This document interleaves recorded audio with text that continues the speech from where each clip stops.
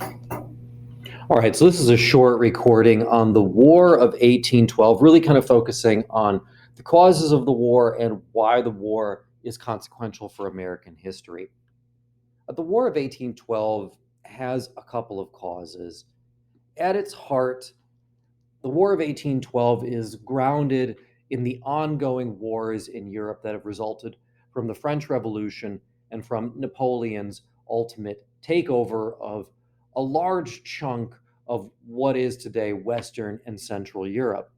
In other words, the War of 1812 between the United States and England is really a byproduct of the bitter struggle between primarily England and France for dominance in Europe. England and France have been almost constantly at war between roughly 1798 and 1815.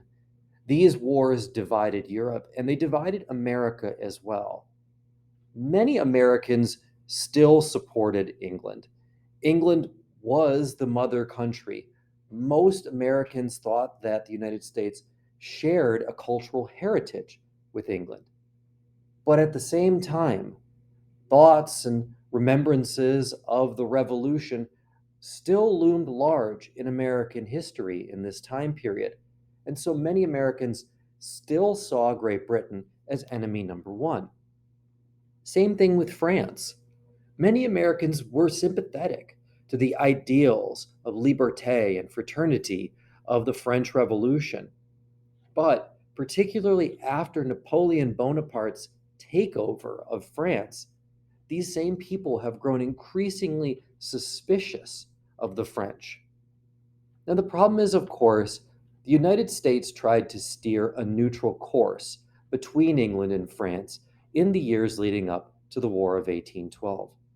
Unfortunately, England and France tended to see their claims of neutrality differently, and both countries trampled on the rights of neutral nations, including the United States of America.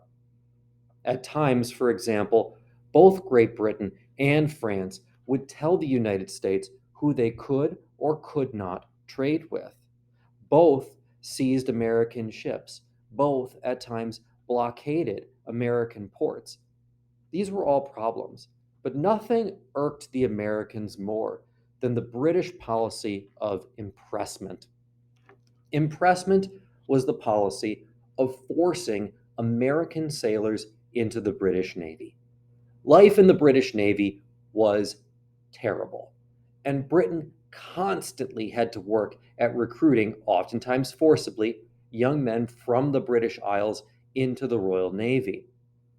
Ostensibly, the theory was that some British sailors, when they got to American ports, effectively jumped ship and ran away from the British Navy. So England thought it was justified in stopping American vessels and trying to find these individuals and bring them back into the Navy. Unfortunately, what they also had a tendency to do was impress mostly American citizens into a Navy that they were never part of in the first place. And this angered the Americans greatly. As I will talk about in a moment, there are also major issues with Native Americans in the West that the Americans thought were being driven in part by the British. But to a large extent, I do want to make it clear that the War of 1812 didn't really have a spark necessarily. It was a psychological war, it was a war about perception. The United States, between roughly, let's say, 1795 and 1812, thought that it was being bullied over and over again by Great Britain. Great Britain was supposed to remove troops from various forts out west, pursuant to the treaty that ended the Revolution. It never did. Britain, at various times, promised to end the policy of impressment. It never did. Britain would tell the United States who it could or could not trade with. All of these things led the Americans to feel inside that they needed to stand up to this bully on the world stage. And so eventually, it just kind of gets tipped over to the point where the picked on kid in class, the US, doesn't want to tolerate the actions of the bully anymore, and picks a point that they're going to stand up. Now, as I mentioned, the other key part to the causes of the war are ongoing tensions with the Native Americans out west. Many Americans believe, and we have no idea how true this was, that the British, who were still active in Canada and in the Great Lakes, were providing Native Americans with weapons and encouraging those Native American tribes to turn against the United States to act as a check against expanding United States power. The biggest example of this was an uprising led by an Indian chief known as Tecumseh and his brother, who's referred to as the Prophet. This all takes place in the modern area today that we would call Indiana and Illinois, so that general region. The governor of Indiana at the time, William Henry Harrison, responds to the call to put down this large scale revolt. At the Battle of Tippecanoe in 1811, the Native Americans actually launch a surprise attack against American forces. But the American forces at Tippecanoe have overwhelming firepower and are able to drive the Native Americans off and burn their settlement. The Americans considered this to be a great victory, even though it was not even close to being a decisive battle, and Tecumseh himself would live to fight another day, fighting alongside the British in the War of 1812. Still, as I said before, by 1812, most people did not relish the idea of a war against Great Britain. It was simply that the government felt that it had been pushed too far and it had to do something. So the war erupts under the presidency of James Madison. The war itself is kind of 50-50. Half of it's a debacle for the United States of America, and half of it is they actually managed to hold their own pretty well. Let's talk about the bad part first. The reality is that the Royal Navy enjoyed a tremendous advantage over the American Navy, which was still small and in the process of being built. As a result, British generals and admirals had control over much of the eastern seaboard, and they could land expeditionary forces and groups of troops wherever they wanted with little or no American resistance. And so, in August 1814, a group of British were landed right by Washington, D.C. Sadly, the Americans had not prepared any defenses for the city itself, and James Madison woke to a very rude awakening on August the 24th, 1812, when the British stormed into Washington, D.C., burned down the White House and the United States Capitol. The Americans, however, were able to turn the tide. The British continued their pillaging efforts up to Baltimore, but their American gunners proved to be the better forces, and they were stopped.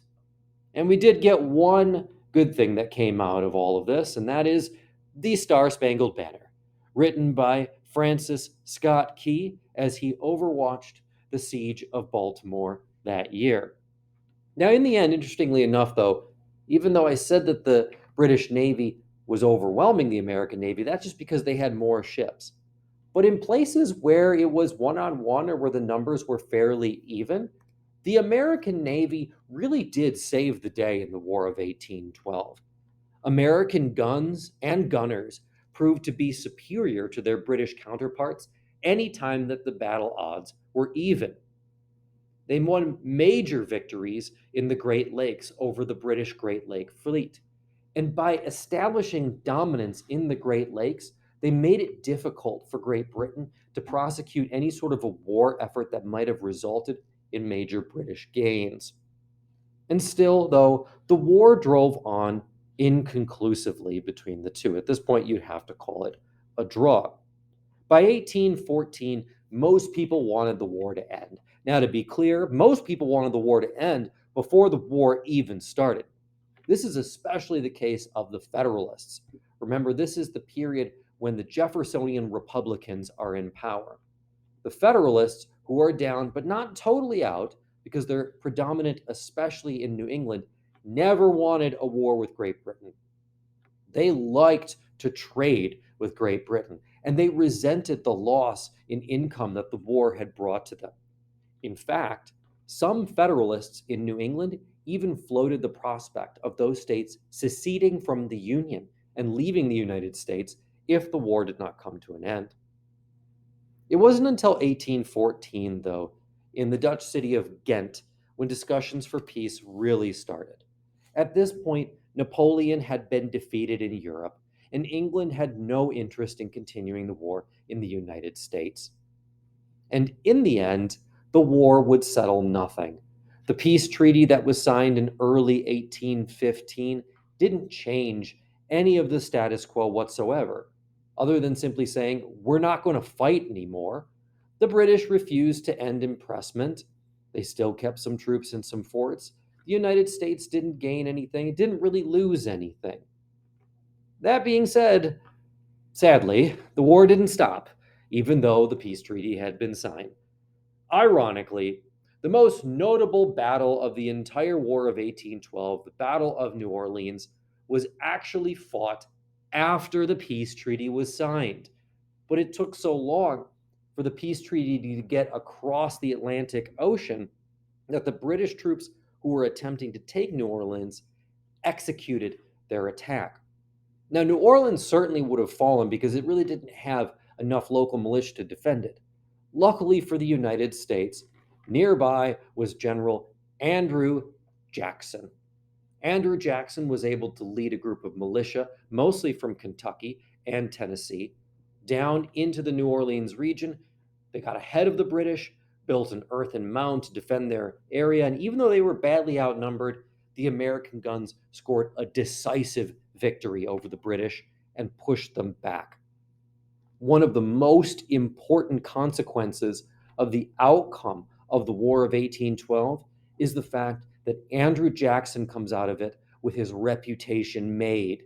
He is now seen as perhaps the next George Washington, this rising military figure who defeated the British just like the father of his country had.